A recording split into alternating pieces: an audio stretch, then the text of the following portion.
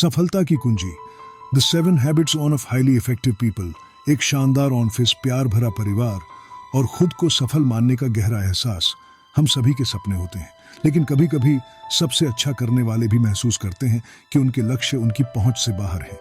काश कोई तरीका होता अपनी छिपी हुई शक्तियों को जागृत करने का, तो ऐसा ही एक तरीका है। अपने आप को और अपनी जिंदगी को बेहतर बनाने के लिए बस सही आदतों का विकास करना जरूरी है। इस लेख में हम आपको ले चलेंगे एक ऐसे मार्गदर्शन के सफर पर जो वक्त के साथ सबसे प्रभावशाली रहा है। The 7 habits of highly effective people by Stephen R Covey. यह किताब दशकों से बेस्ट सेलर लिस्ट में सबसे ऊपर है और ब्लिंकिस्ट लाइब्रेरी में भी यह सबसे लोकप्रिय है। इसकी एक वजह है, इस ब्लिंक में हम आपको ऐसी समझदारी भरी सलाह और उदाहरण शेयर करेंगे जो आपको अपनी दिनचर्या को नियंत्रित करने और सफलता की ओर ले जाने वाले जीवन शैली को विकसित करने में मदद करेंगे। जीवन की यात्रा, दी 7 habits of highly effective people. सोचो, आप पहली बार किसी अनजान शहर में हैं। गलियां अनजानी हैं और साइन बोर्ड की भाषा समझ से बाहर। आप अपना रास्ता कैसे ढूंढेंगे और मंजिल तक कैसे पहुंचेंगे? अगर आप किसी राहगीर से पूछेंगे तो शायद दाएं मुड़ जाओ या इस बस को पकड़ो जैसे सुझाव मिलेंगे। हाँ, ये शॉर्ट टर्म में काम आएंगे, लेकिन आखिर में फिर से भटक जाओगे। एक बेहतर योजना होगी ना कि एक नक्शा ढूंढा जाए। सही दुनिया का चित्र पाकर आप बार बार अपना रास्ता खुद ही ढूंढ सकते हैं। जिंदगी को नेविगेट करना भी कुछ ऐसा ही है। कुछ छोटे कदम उपयोगी हो सकते हैं, लेकिन कुछ स्थिर और मार्गदर्शक सिद्धांतों को समझना और उनका पालन करना कहीं अधिक मूल्यवान है। जीवन के 7 सिद्धांत। जब लेखक स्टीवन कोवी ने 200 साल के सेल्फ हेल्प सलाह को देखा तो उन्होंने एक रोचक पैटर्न देखा। उन्होंने पाया कि ज्यादातर सलाह 2 पैराडिम्स का अनुसरण करती है। पहला है पर्सनालिटी एथिक। यह मानता है कि सफलता ट्रिक्स और टेक्निक्स सीख कर आती है। यह कहता है कि अगर आप सही तरीके से बात करें या सही काम करें तो आप अपने लक्ष्य तक पहुंच जाएंगे। यह सलाह आकर्षक है, लेकिन अक्सर ये सिर्फ सतही बदलाव लाती है जो मूल रूप से कोई अंतर नहीं डालती। दूसरा पैराडिग्म अलग है। यह कैरेक्टर एथिक पर आधारित है। यह मानता है कि सफलता के लिए कुछ मूल सिद्धांत होते हैं। ये सिद्धांत किसी एक स्थिति तक सीमित नहीं होते। ये गहरे, अविचलित सत्य होते हैं दुनिया के बारे में। अगर हम अपने अंतर्मन को इन नियमों के साथ अलाइन करते हैं तो हम स्थायी परिणाम हासिल करते हैं। यह सिद्धांत व्यवहारिक रूप से कैसे काम करता है? मान लीजिए आप एक खुशहाल शादी चाहते हैं। पर्सनालिटी एथिक आपको नए संचार शैली अपनाने या किसी खास तरह की छुट्टी ले जाने की सलाह देगा। इसके विपरीत कैरेक्टर एथिक आपको अपने आप पर काम करने के लिए प्रेरित करता है। यह कहता है कि आपको एक ऐसे व्यक्ति बनना चाहिए जो एक अच्छी शादी रखता है, फेयरनेस, एम्पैथी और ट्रस्ट जैसे सिद्धांतों पर आधारित चरित्र विकसित करके। आपकी सक्रिय प्रतिक्रिया, आपकी पहचान का सार, ये एक सीधा सवाल है जो सदियों से वैज्ञानिकों, दार्शनिकों और आम लोगों को परेशान करता आया है। आखिर तुम में वो क्या बात है जो तुम्हें तुम बनाता है? कुछ कहते हैं कि ये सब जेनेटिक्स का खेल है, कि मानव विकास और हमारी डीएनए ही हमारी जिंदगी तय करती है। कुछ और लोग हमारे माता पिता की तरफ इशारा करते हैं। वो कहते हैं कि हमें कौन पाल पोस कर बड़ा करता है और कैसे, यही सबसे ज्यादा मायने रखता है। फिर कुछ लोग कहते हैं कि हमारी परिस्थितियां और तुरंत के हालात ही सब कुछ नियंत्रित करते हैं। लेकिन सच तो यह है कि इनमें से कोई भी जवाब पूरा नहीं है। ये सब बहुत ही निर्धारित हैं, यानी कि ये कहते हैं कि हमारी जिंदगी बाहर के प्रभावों के दया पर है। लेकिन जो लोग अत्यधिक प्रभावशाली होते हैं वो दुनिया को एक अलग नजरिए से देखते हैं। वो समझते हैं कि हालांकि हम सब कुछ नियंत्रित नहीं कर सकते, हम अपने आप को जरूर नियंत्रित कर सकते हैं, जो हमें हमारी पहली आदत की तरफ ले जाता है। इंसानों और अन्य जानवरों के बीच एक मुख्य अंतर हमारी आत्मचेतना की क्षमता है। जानवर ज्यादातर बाहरी उत्तेजकों के अधीन होते हैं। जब वो दुनिया में कुछ सामना करते हैं तो वो आम तौर पर एक पहले से तयशुदा तरीके से प्रतिक्रिया करते हैं। इसके विपरीत इंसान रुक सकता है, सोच सकता है और फिर फैसला कर सकता है कि कैसे प्रतिक्रिया करें। जब आप सक्रिय होते हैं तो आपके पास चुनने की आजादी होती है कि आप अपने आसपास की दुनिया से कैसे जुड़ेंगे और अपनी किस्मत को कैसे तय करेंगे। उदाहरण के लिए, आप अप्रत्याशित बारिश को अपने पिकनिक के प्लान्स को बर्बाद होने देंगे या फिर आप सक्रिय रूप से सकारात्मक चीजों पर ध्यान केंद्रित कर सकते हैं। मौसम के बारे में ब्रूड करने के बजाय आप अपने दोस्त के साथ समय बिताने का आनंद उठा सकते हैं, तूफान के बावजूद। यह तब भी काम करता है जब परिस्थितियां बहुत ही विपरीत होती हैं। मशहूर मनोचिकित्सक विक्टर फ्रैंकल को देखिए। उन्होंने वर्ल्ड वॉर II के दौरान एक कंसंट्रेशन कैंप में समय बिताया। जबकि उनके यातना देने वाले उनकी बाहरी परिस्थितियों को तय करते थे, उन्होंने महसूस किया कि वो अभी भी अपनी प्रतिक्रियाओं के कमांड में हैं।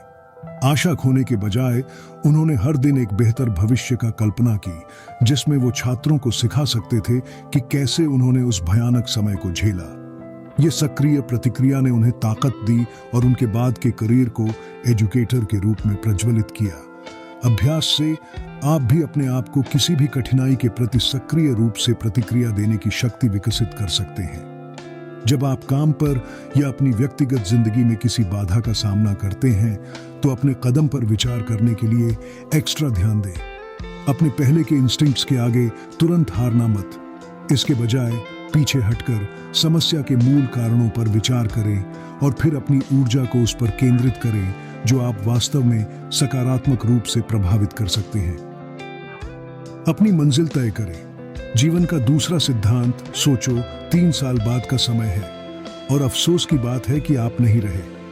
हाँ, ये एक दुखद घटना है, लेकिन अब आपके सभी दोस्त, परिवार और सहकर्मी आपके अंतिम संस्कार के लिए एकत्रित हुए हैं।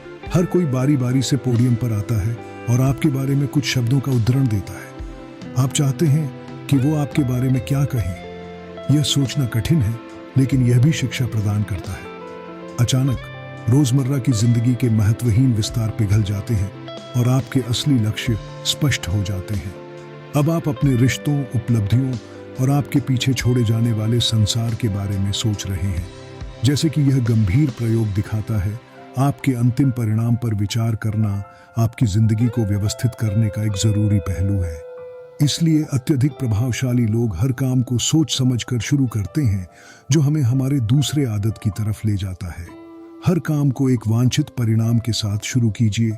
जब भी आप कोई कार्य करते हैं, चाहे वो बड़ा हो या छोटा, आप वास्तव में उसे 2 बार करते हैं। देखिए, किसी भी प्रक्रिया को शारीरिक रूप से अंजाम देने से पहले आपको पहले उसका कल्पना करना होता है, एक योजना बनाकर। ये योजनाएं जल्दी और आम हो सकती हैं, जैसे कि आपके कामकाज की मेंटल टू डू लिस्ट, या घनी और विस्तृत, जैसे कि एक अच्छी तरह से निर्मित व्यावसायिक मदद करता है। महत्व और तत्कालिकता। 4 क्वाड्रेंट आई, जरूरी और महत्वपूर्ण कार्य, जैसे तत्काल संकट। क्वाड्रेंट 2, महत्वपूर्ण लेकिन तत्कालिक नहीं कार्य, जैसे दीर्घकालिक परियोजनाएं। क्वाड्रेंट 3, तत्कालिक लेकिन कम महत्वपूर्ण कार्य, जैसे फोन कॉल का जवाब देना। क्वाड्रेंट आई 12, न तो महत्वपूर्ण और न ही तत्कालिक कार्य, जैसे सोशल मीडिया स्क्रॉल करना। अपना मैट्रिक्स कैसे बनाएं? 1, एक कागज लें और 4 बॉक्स बनाएं।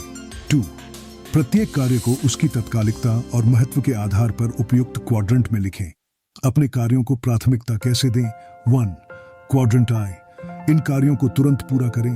2, क्वाड्रेंट 2, ये आपके ध्यान के योग्य हैं। इन कार्यों के लिए समय निर्धारित करें और उन्हें अपनी योजना में शामिल करें। 3, क्वाड्रेंट 3, यदि संभव हो तो इन्हें दूसरों को सौंपें या बाद में करें। 4, क्वाड्रेंट आई, इन कार्यों से बचें। फुटबॉल चैंपियनशिप गेम का फाइनल मैच है, सीजन का आखिरी मुकाबला। सिर्फ एक विजेता, एक हारने वाला। एक टीम ट्रॉफी लेकर जाती है, दूसरी खाली हाथ, चाहे कितना भी अच्छा खेला हो। शुक्रिया, जिंदगी के हर हिस्से में ये नहीं होता, जहां एक जीतना जरूरी हो और बाकी हारे। असल में अगर आप सहयोग की सोच अपनाएं, तो ज्यादातर परिस्थितियां दोनों पक्षों के लिए फायदेमंद हो सकती हैं। इसीलिए कुशल लोग एक चौथी आदत का इस्तेमाल करते हैं। सुनिश्चित करें कि सबको अच्छा परिणाम मिले। जिंदगी भर हम अपने रिश्तों को कुछ पैराडाइम्स के हिसाब से बनाते हैं, जो हमारे अंतर संबंधों को आकार देते हैं। कई लोगों के लिए प्रमुख दृष्टिकोण विन लूज होता है। इसका मतलब है कि हर व्यापार, चाहे वो व्यक्तिगत हो या व्यावसायिक, एक प्रतिस्पर्धा के रूप में देखा जाता है, जिसमें आप जो चाहते हैं उससे हासिल करने का मतलब है कि दूसरे पक्ष को नहीं मिल सकता। ये दृष्टिकोण कुछ परिस्थितियों में उपयोगी है, लेकिन दूसरों में विनाशकारी। ये सब कुछ प्रतिस्पर्धा बनाता है, संभव साझेदारियों को विरोधियों में बदलता है। इससे अविश्वास और असामंजस्य पैदा होता है, और अंत में दोनों पक्ष हार जाते हैं। उदाहरण के लिए एक सेल्स टीम का सोचो जिसमें सिर्फ टॉप परफॉर्मर को बोनस मिलता है, बाकी कुछ नहीं। ये एक विन लूज व्यवस्था है जो हर खिलाड़ी को सिर्फ अपने बारे में सोचने के लिए प्रेरित करता है। ऐसे लोग शायद लीड्स छुपा सकते हैं या बुरा भी एक दूसरे को नुकसान पहुंचा सकते हैं। परिणाम कम ओवरऑल सेल्स। इसका एक विकल्प है और वो है विन विन दृष्टिकोण। ये प्रतिस्पर्धा को छोड़कर सहयोग को अपनाता है। ये ऐसे परिणामों की खोज करता है जो सभी शामिल लोगों के लिए लाभदायक हो। उस सेल्स टीम के लिए इसका मतलब हो सकता है कि बोनस तभी दिए जाएं जब हर कोई अपने व्यक्तिगत सेल्स लक्ष्य को हासिल करे। इस तरह एक सेल्स पर्सन की जीत सबकी जीत भी है। ये विन विन व्यवस्था संवाद और टीम वर्क को प्रोत्साहित करता है और अधिक सेल्स और खुशहाल कर्मचारियों का परिणाम लाता है। विन विन को हमेशा ढूंढने का सबसे अच्छा तरीका क्या है? प्रचुरता की मानसिकता अपनाएं। ये मानसिकता अच्छी चीजों जैसे सफलता, आनंद, पूर्ति या यहाँ तक कि मुनाफे को दुर्लभ वस्तुओं के रूप में नहीं देखती। इसके बजाय ये जानती है कि सबके लिए हमेशा बहुत कुछ है। जब आप समझ जाते हैं कि हमेशा और मूल्य हासिल किया जा सकता है, तो उससे सहयोग से प्राप्त करने के तरीकों को ढूंढना आसान हो जाता है। विन विन की मानसिकता के साथ आपकी सबसे बड़ी जीत तब आती है जब आप देखते हैं कि आप सब एक ही टीम में खेल रहे हैं। शब्द धुंधले हैं, आंखें चुराना पड़ रहा है और 10 कदम की दूरी से दोस्त को पहचान नहीं पा रहे हो। ऑप्टोमेट्रिस्ट के पास जाने का समय आ गया है। आपको पता है ये दौरे कैसे होते हैं? आप चार्ट से अक्षर पढ़ते हैं जब डॉक्टर अलग अलग लेंस आजमाते हैं। आखिरकार आपको अपने लिए एकदम सही लेंस मिल जाता है। लेकिन अगर डॉक्टर ने एक अलग तरीका अपनाया, अगर आपकी आंखों का परीक्षण करने के बजाय वो बस अपना चश्मा आपको दे देती और कहती ये मेरे लिए काम आया और बस इतना ही, तो आपकी दृष्टि अभी भी धुंधली रहती और शायद आप एक नए ऑप्टोमेट्रिस्ट की तलाश करते। यह हास्यास्पद लगता है, लेकिन जब बात कम्युनिकेशन की आती है, कई लोग उस डॉक्टर की तरह व्यवहार करते हैं। वो समस्या को समझे बिना ही समाधान पेश कर देते हैं। प्रभावशाली लोग एक अलग तरीका अपनाते हैं, 5वीं आदत के साथ। वो बोलने से पहले सुनते हैं। अच्छा कम्युनिकेशन किसी भी मीनिंगफुल रिश्ते की जान होती है। दुर्भाग्य से ज्यादातर लोग सिर्फ अपने बोलने के कला को निखारते हैं, यानी कि वो समझे जाने की कोशिश करते हैं। लेकिन ये तो सिर्फ आधी तस्वीर है। सच में पर्सनल कनेक्शंस बनाने के लिए आपको समझना भी होगा, और किसी को सच में समझने के लिए आपको सुनना सीखना होगा। सुनना सिर्फ सुनने से कहीं ज्यादा है। इसका मतलब है कि आप दूसरे व्यक्ति के विचार और भावनाओं को सच में समझ रहे हैं। इसे करने का सबसे अच्छा तरीका है एम्पैथेटिक लिसनिंग की प्रैक्टिस करना। यह सुनने का रूप आपको किसी के फ्रेम ऑफ रेफरेंस में बुद्धि और भावना दोनों तरीके से ट्यून करना सिखाता है।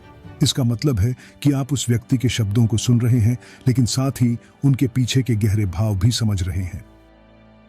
इसे करने का एक तरीका है कि सलाह देने से पहले आपको साफ तौर पर समझ आए कि कोई क्या कम्युनिकेट करने की कोशिश कर रहा है। तो किसी एनेक्डोट का जवाब अपनी कहानी से देने के बजाय कोशिश करें कि आप समझने की कोशिश करें कि दूसरा व्यक्ति क्या महसूस कर रहा है। इसे रिफ्लेक्टिंग कहते हैं, और ये इतना सिंपल हो सकता है कि आप कह दें, ये तो फ्रस्ट्रेटिंग लग रहा होगा, या आपको ये इंपॉर्टेंट लगता है। ये कॉन्वर्सेशन को उस व्यक्ति पर केंद्रित रखता है जिसे आप समझना चाहते हैं, पर फिर भी ये कोई शॉर्टकट या ट्रिक नहीं है। एम्पैथेटिक लिसनिंग के काम करने के लिए आपको दूसरे लोगों में सच्ची दिलचस्पी होनी चाहिए। इसे सही तरीके से करने के लिए समय, मेहनत और अभ्यास की जरूरत होती है। लेकिन अगर आप इसे आजमाते हैं तो लोग आपके ध्यान को नोटिस करेंगे और सराहेंगे। असल में वो अक्सर अपनी तरफ से एम्पैथी और रिस्पेक्ट से जवाब देते हैं। वक्त के साथ आपके रिश्ते ज्यादा खुले, संतुष्ट और मीनिंगफुल बन जाते हैं। चलो रेन फॉरेस्ट की सैर पे चलते हैं। ये जगह जिंदगी और खूबसूरती से भरी पड़ी है। इस जगह को इतना वाइब्रेंट और हरा भरा क्या बनाता है? क्या ये पेड़ों पे बैठी चिड़िया है, या जमीन पर चलने वाले चींटी, या फिर शायद वो धूप जो ऊपर से पत्तों की छांव से गुजर रही है? नहीं, हम सिर्फ एक एलिमेंट को श्रेय नहीं दे सकते। असल में ये सब चीजें आपस में जुड़ी हुई हैं। ये जिंदगी की जटिल वेब है जो ऐसे इकोसिस्टम्स को उभरने और फलने फूलने देता है। दोस्तों, अगर आपको मेरा काम पसंद आ रहा है, ये बुक की सारांश अच्छी लग रही है, तो प्लीज चैनल सब्सक्राइब कर ले। मेरे हार्ड वर्क का ये छोटा सा रिवॉर्ड होगा। चलिए आगे बढ़ते हैं। मैं आपकी सपोर्ट के लिए बहुत आभारी हूँ। आपकी सदस्यता मुझे और अधिक बेहतर कंटेंट बनाने के लिए प्रेरित करेगी।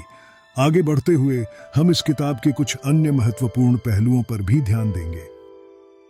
प्रकृति और मानव संबंधों में अक्सर पूरा उसके हिस्सों के योग से बड़ा होता है। हम इस घटना को सिनर्जी कहते हैं और प्रभावशाली लोग हमेशा इसकी संभावना को खोलने और इस छठी आदत को लागू करने के लिए तैयार रहते हैं। विचारों का खुला आदान प्रदान करके शक्तिशाली सिनर्जीज बनाना। सिनर्जी को परिभाषित करना मुश्किल हो सकता है, लेकिन सबसे सरल रूप में ये वो सृजनात्मक शक्ति है जो तब उभरती है जब अलग अलग लोग सौम्य रूप से एक साथ लाए जाते हैं। देखिए, हर व्यक्ति अलग होता है और हर एक के अपने ताकत और कमजोरियों का सेट होता है। तो जब समूह साथ काम करते हैं तो वो वास्तव में एक दूसरे के सकारात्मक गुणों को मजबूती देते हैं और नकारात्मक गुणों को कम करते हैं। अंत में एक बेहतर पूरा जन्म लेता है। ये लगभग किसी भी संदर्भ में हो सकता है। मान लीजिए एक कक्षा का उदाहरण लेते हैं जिसमें छात्र स्वतंत्र रूप से इंटरैक्ट करने और विचार विमर्श करने के लिए अधिकृत होते हैं। क्या होगा? कुछ छात्र उत्तेजक प्रश्न पूछेंगे, कुछ ज्ञानवर्धक उत्तर देंगे और कुछ व्यक्तिगत अंतर्दृष्टि के साथ चर्चा को ऊंचा उठाएंगे।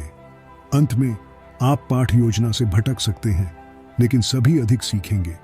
सिनर्जिस्टिक ऊर्जा को प्रोत्साहित करने का तरीका ये है कि ऐसे वातावरण का निर्माण करें जिसमें हर कोई सुरक्षित और सम्मानित महसूस करे। इसके लिए दूसरे आदतों जैसे विन विन सोच और एम्पैथेटिक सुनने की आदत को अपनाना जरूरी है।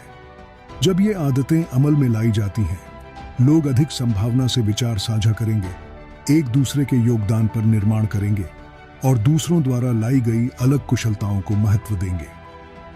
ये डेविड लिलियंथॉल के लिए काम आया। जब उन्होंने वर्ल्ड वॉर II के बाद यूनाइटेड स्टेट्स में एटॉमिक एनर्जी कमीशन को चलाया तो उन्होंने एक समूह को इकट्ठा किया जो अत्यधिक सक्षम था।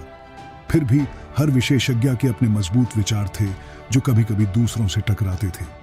तो लिलियंथॉल ने समूह की बैठकों के हफ्ते निर्धारित किए ताकि हर टीम सदस्य अपनी आशा, भय और कार्यक्रम के लिए कारण साझा कर सके। ये खुले विचार विमर्श ने विश्वास और समझ का वातावरण बनाया।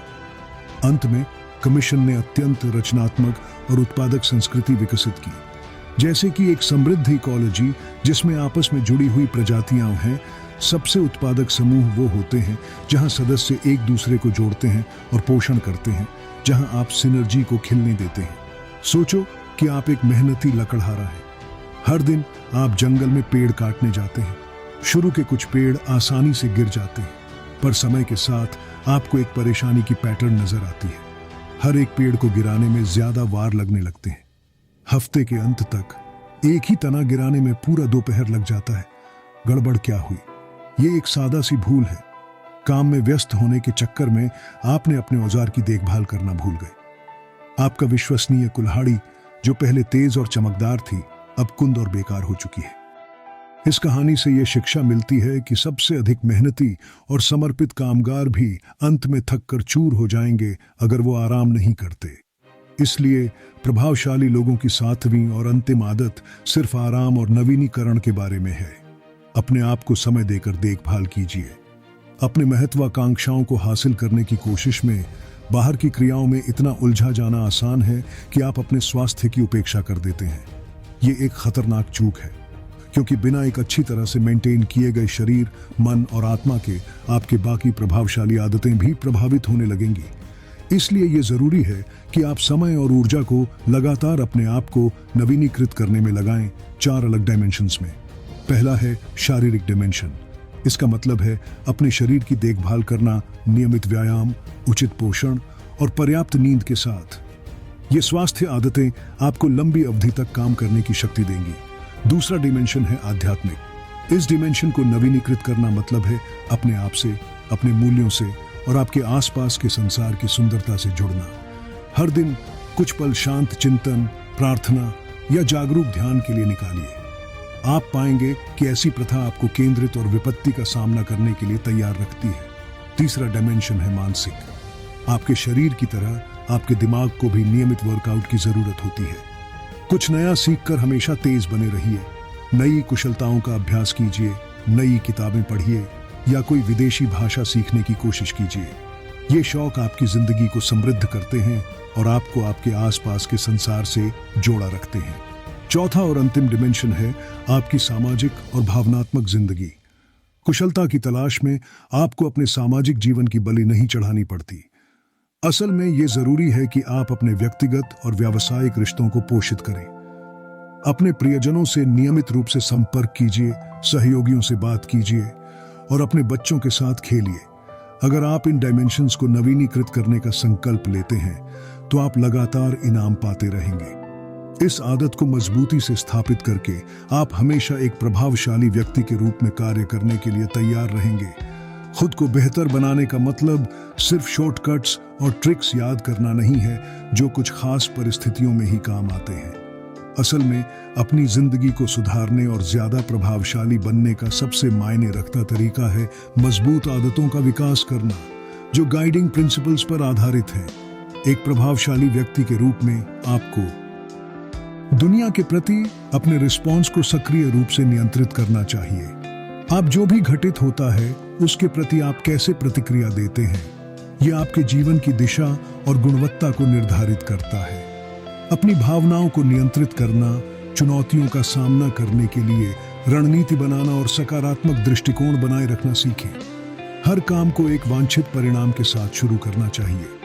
अपने लक्ष्यों को स्पष्ट रूप से परिभाषित करें और उन्हें प्राप्त करने के लिए एक योजना बनाएं। प्रत्येक कार्य को शुरू करने से पहले खुद से पूछें कि यह आपको अपने लक्ष्य के करीब कैसे लाएगा। पहले जो जरूरी है उससे पहले करो। प्रभावी समय प्रबंधन महत्वपूर्ण कार्यों को प्राथमिकता देने और उन्हें पहले पूरा करने की क्षमता है। डिस्ट्रैक्शंस से बचें और अपना ध्यान उन कार्यों पर केंद्रित रखें जो आपके लक्ष्यों के लिए सबसे महत्वपूर्ण है। हमेशा विन विन परिस्थिति की तलाश करनी चाहिए। सभी पक्षों के लिए फायदेमंद समाधान खोजने का प्रयास करें। सहयोग और समझौता महत्वपूर्ण है और वे मजबूत रिश्तों और दीर्घकालिक सफलता की ओर ले जाते हैं। दूसरों को सच में समझकर मजबूत रिश्ते बनाने चाहिए।